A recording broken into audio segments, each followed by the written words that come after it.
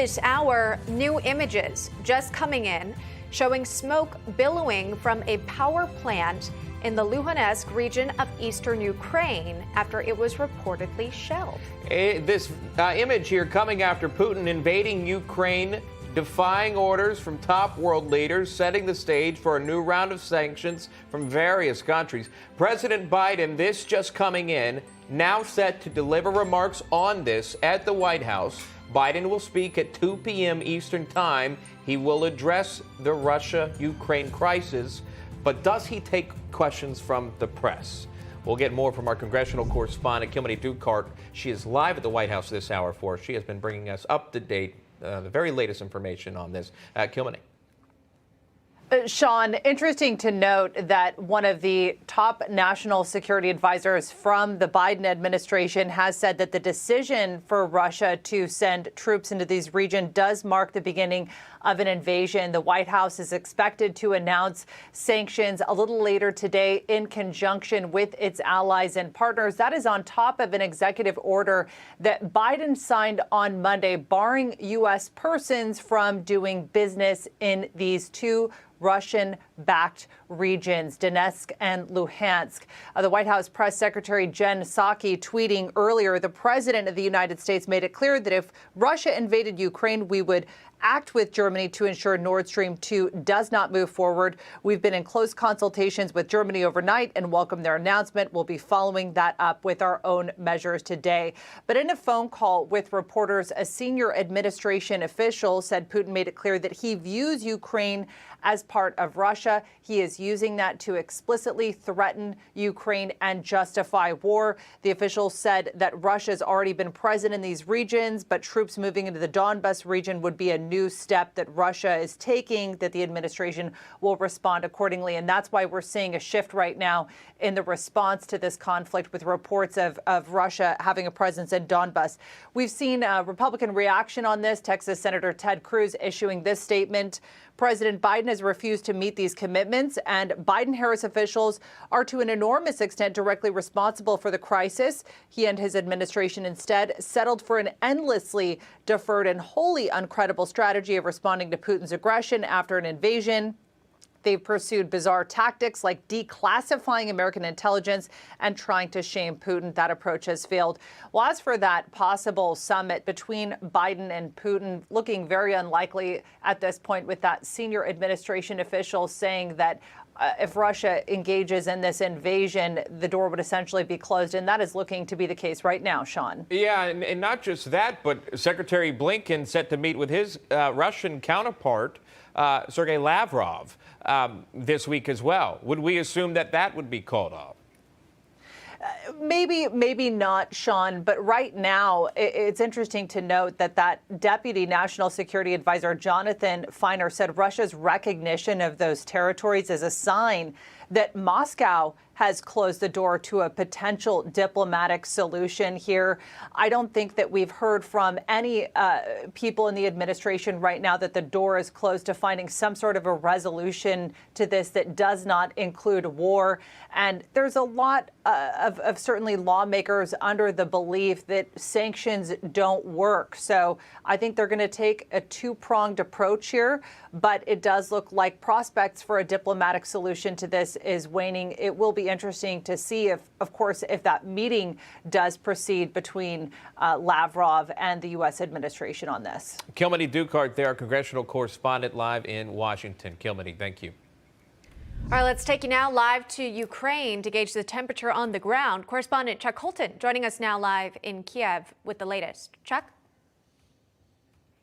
That's right. Here on the ground in Kiev, the people say that this conflict has moved to another level, and President Putin keeping the pressure on with several things that happened today. First of all, there's unconfirmed reports that bridge you remember us talking about last week up across the Pripyat River in Belarus is not exactly just for training. It's now been crossed, and there are large convoys of Russian armor moving toward the border with Ukraine, just a few hundred meters maybe from there now. And also down in the south, as you mentioned before, the shelling of that power plant on the Ukrainian side of the border from Luhansk that provides power to Luhansk, being shelled by Russian separatist forces, which could provide another pretext for continued incursion from there. For his part, President Zelensky gave a speech this morning, right here behind me, saying that they don't believe that President Putin plans to take more territory, but if he does, they will be ready. Listen to this. Ukraine most certainly considers these recent Russian actions as the violation of the sovereignty and territorial integrity of our country.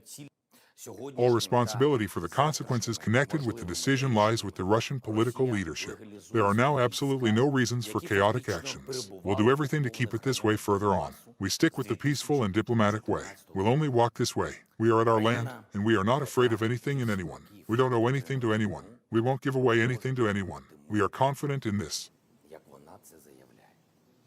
So Ukrainians obviously call what happened last night, an invasion. They call Donetsk and Luhansk Ukrainian territory, and they won't recognize this as anything else. There's been a huge increase of fighting down on that red line. You can see from a map here just all of the different incidents. They're saying something over 1,000 rounds of artillery shot back and forth. That power plant being hit today. We were just down there last week. I got footage of that power plant, and that is a significant escalation in this. There's a lot of people in Luhansk without power tonight. A lot of them depend on that power for heat, so it's going to be a cold night. Yeah, absolutely. Unfortunately so. As you point out, Chuck, the White House officially calling it an invasion by Russian troops into the Donbas region here. We've also learned that the U.S. is moving its own Ukrainian embassy staff out of Ukraine and into Poland as well at this point for security reasons. Chuck, have there been calls for other individuals to evacuate Ukraine or even Kiev? Well, in talking to people on the street, we're hearing that many of them are planning to move their families out of Kiev, or at least further west at this point. Many of the embassies have moved their staffs at least to Lviv out in the west, or even out of the country.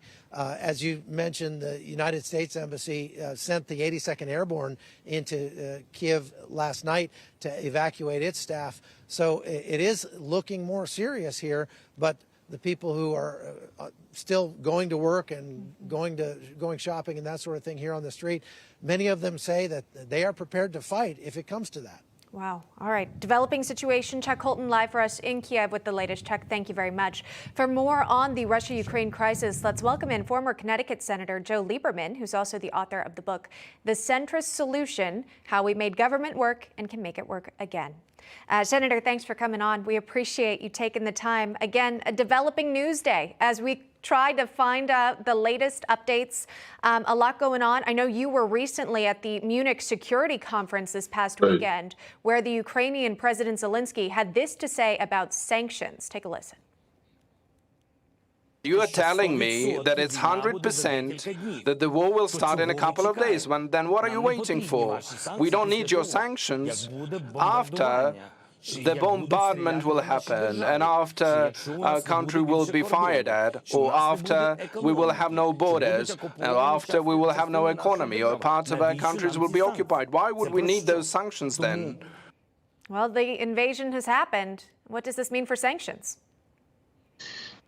Good to be with you. I thought that President Zelensky, in those comments and in the formal speech he gave to the conference, was absolutely correct. I mean, he gave the most defiant and disruptive speech, but he had every right to do so. I mean, he essentially accused the West of appeasing Putin, who's been saying for years and years that he considers Ukraine to be part of Russia. And of course, he acted on that in 2014, 18 years ago, by simply seizing the Crimea, which was Ukrainian territory. So I think we have to hear President Zelensky's shouting, really, which he did at Munich. What are you waiting for with the sanctions? And obviously, Putin has shown just by invading, which he has, Eastern Ukraine, that the threat of sanctions is not enough. So I hope this afternoon when President Biden speaks, he really imposes the toughest possible economic sanctions on Russia with the hope that that stops Putin from moving outside of Eastern Ukraine and attempting to conquer the rest of the country. Senator, if you could weigh in on the timing of this invasion taking place. Why is it happening now, in your opinion? Well, it's hard to say. It's a really good question. I mean, it's clear that it was coming. Putin just put so many troops, 150,000, 200,000, a lot of equipment, costing him a lot of time.